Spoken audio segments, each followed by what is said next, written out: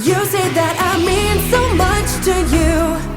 You love me like a friend and help me through. So I will worship you in all I do. So I live my life to show that I know you're everything to me. You're everything to me. You're everything to me. So I live my life to show that I know you're everything to me. You taught us a brand new way to follow you in what we do and say. Jesus, you are for us. Help us be more like you every day. Jesus, I thank you. I just wanna sing. You're all that I need. You say that I mean so much to you. You love me like a friend and help me through. So I will worship you in all I do. So I live my life to show that I know you're everything to me. You're everything to me. You're everything to me. So I live my life to show that I know you're everything to me. I'm gonna lift my voice to you. Jesus, you make me sing. I'm gonna live my life for you. You're everything to me. I'm gonna lift my voice to you. Jesus, you make me sing. I'm gonna live my life for you. You're everything to me. You say that I mean so much to you. You love me like a friend and help me through. So I will worship you in all I do. So I live my life to show that I know. You say that I mean so much to you. You love me like a friend and help me through. So I will worship you in all I do. So I live my life to show that I know you're everything to me. You're everything to me. You're everything to me. So I live my life to show that I know you're everything to me.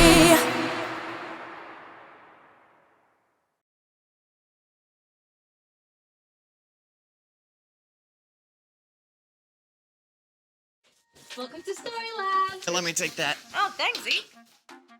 This week, we're talking about respect, while we take a look at the story of some guys who weren't used to being picked first for anything. Amaya, what is this?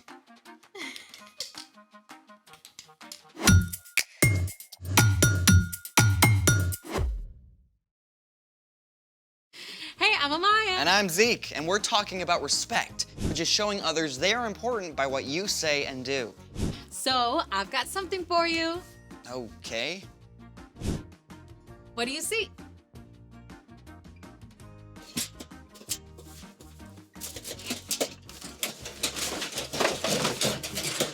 Trash. That's what I thought too, until I saw what my friend Abby does. Well, do I get to see too? Absolutely. I think she deserves a drum roll. Hey guys.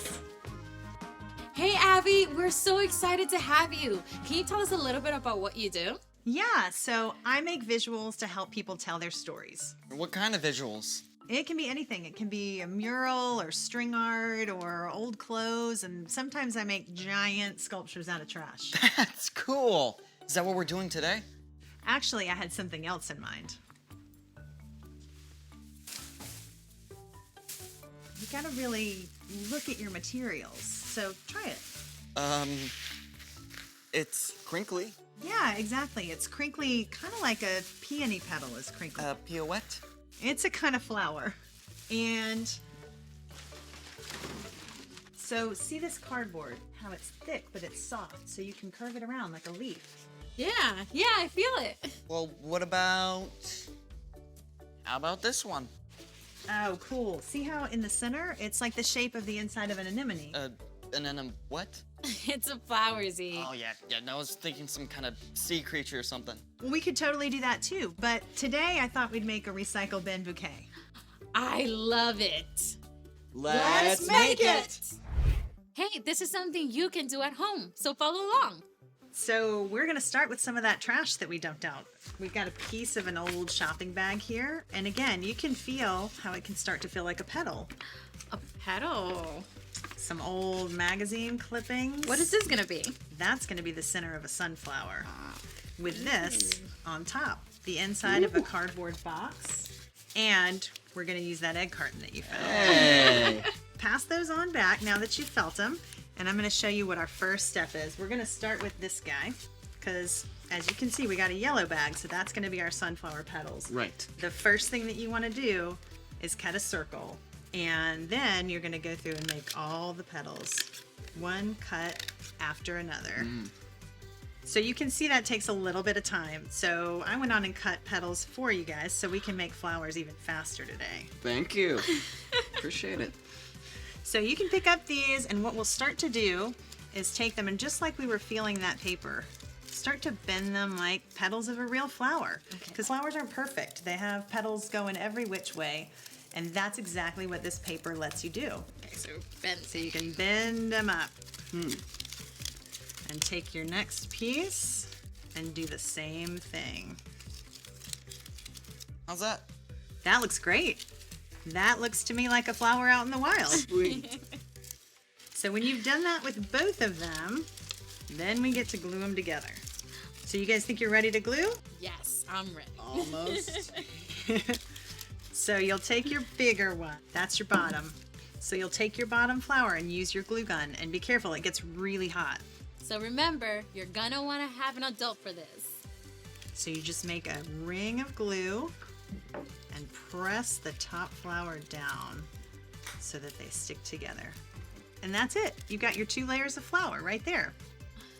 Oh, I'm so excited to make glue. Here you go. Be careful. Thank you.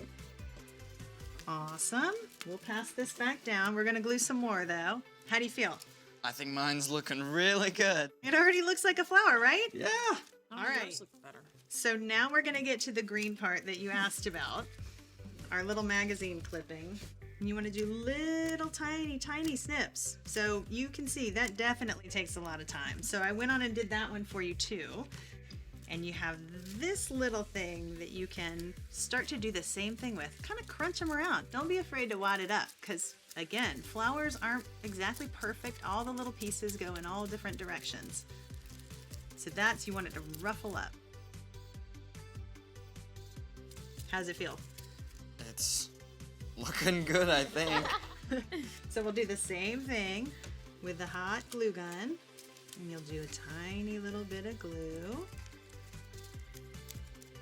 My turn. How does it look? There it The is. sunflower. It looks The great. center of the flower. So there it is. You've got your flower already going. But Wow. now, you know how the center of a sunflower has like a big lumpy bit in the middle? With all the seeds and stuff. Exactly. So that's what we're going to make with this. So you see how the center of the cardboard has all that lumpy bumpy stuff? That perfectly makes the center of a sunflower where all the seeds are.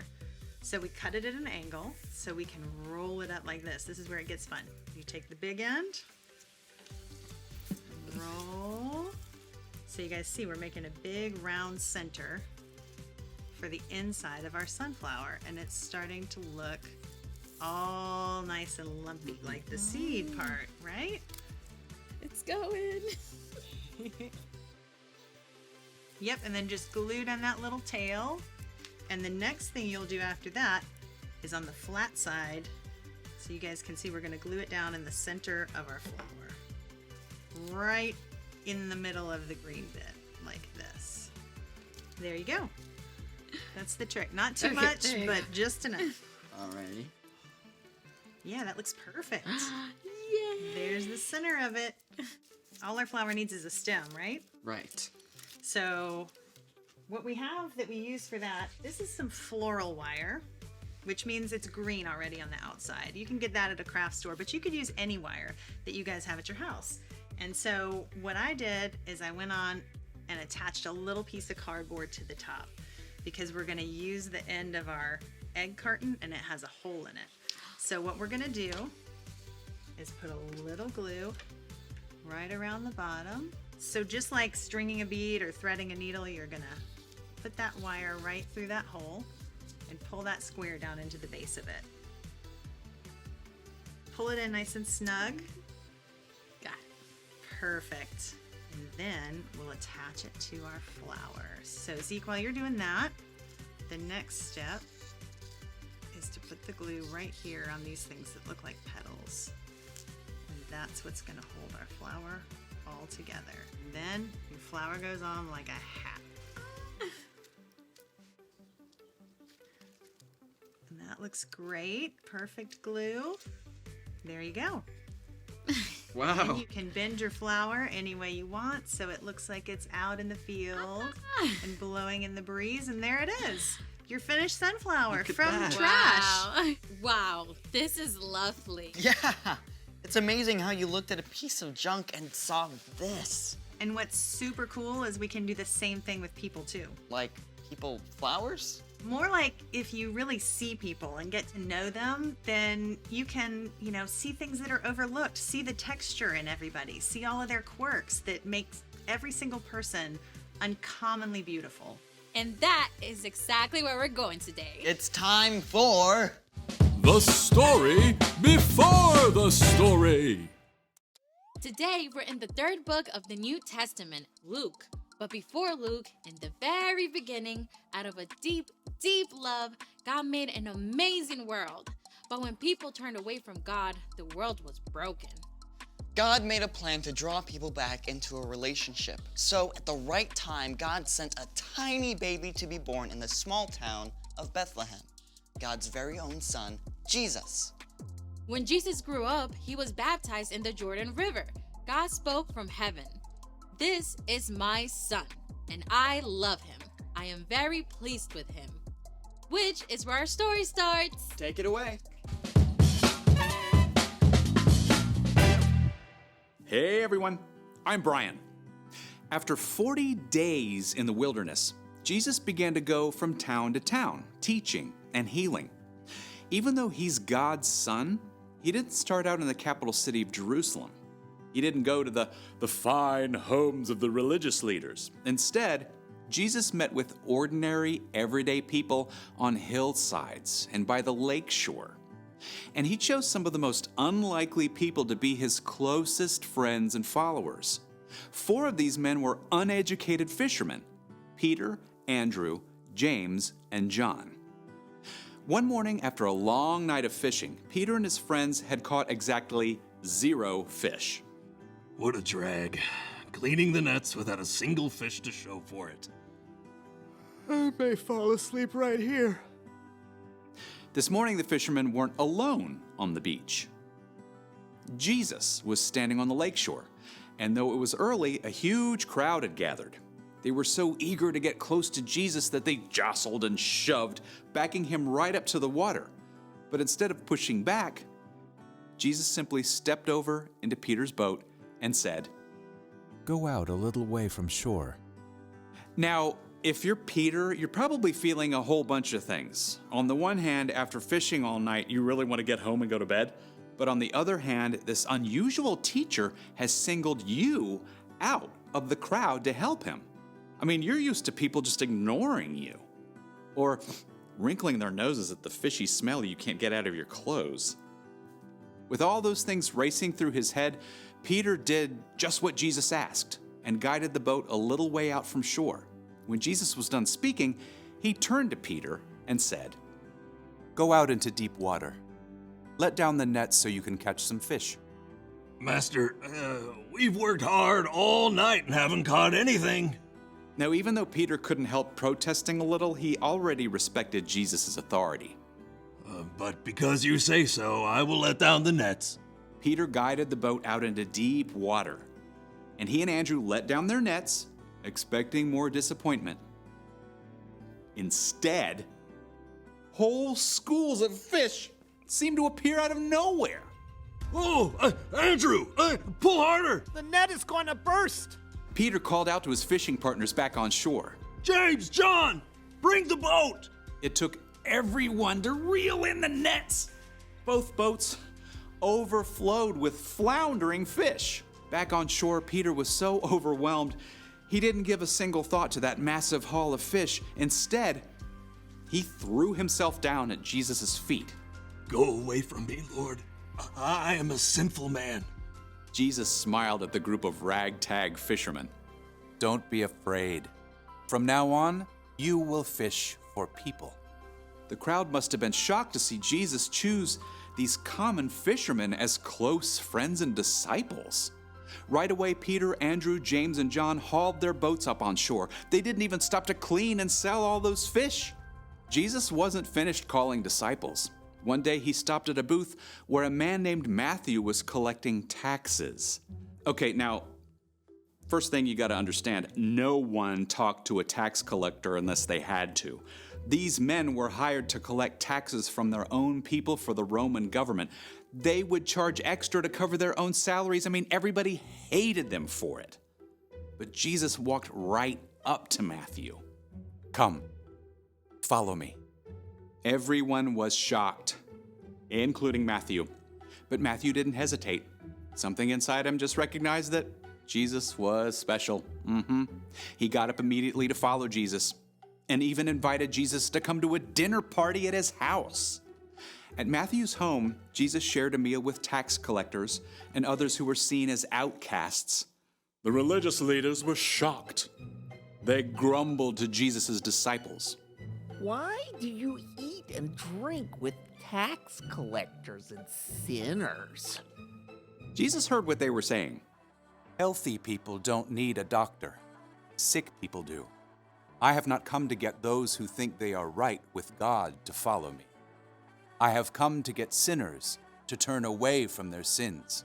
Jesus wasn't worried about collecting the right followers or popular friends. Instead, he included everyone. Jesus chose to spend his time with people who saw how much they needed him, instead of those, like the religious leaders, who thought they were too important to need help. The end. I wonder who Jesus would talk to if he came to my school. That is a great question. It's like Jesus' teaching went beyond anything anyone has ever heard before. So, what's our part in the story? Every single person ever is made in God's image. That means everybody you meet is important and worthy of love. Just like Jesus, we can choose to include the people who get overlooked and left out. Maybe people who aren't popular. Or people who are new or different. Even people who have messed up. Yeah, like there's this girl in my school who eats by herself at a table in the corner every day. I could invite her to have lunch with me. Yeah, and there's this kid in my grade who always gets picked last for stuff. I could have him be my lab partner in science class. I think you guys have got it. See you next time. So here's the thing. Include people who are left out. Hey, do we get to make more flowers? Oh, already on it. Wow. I still cannot wrap my head around how this came from a pile of trash. You just got to keep your eyes open and take a good look at all the cool things you find. And the people you meet. Yeah, there's always something amazing to discover. Exactly. Thanks for joining us in the Story Lab. See you next time. Oh, this is awesome. This is so amazing. What did you make this out of? Oh, it's a food box and then a little potato bag That is inside the center. incredible. And check out, these are the bottoms of an egg carton too.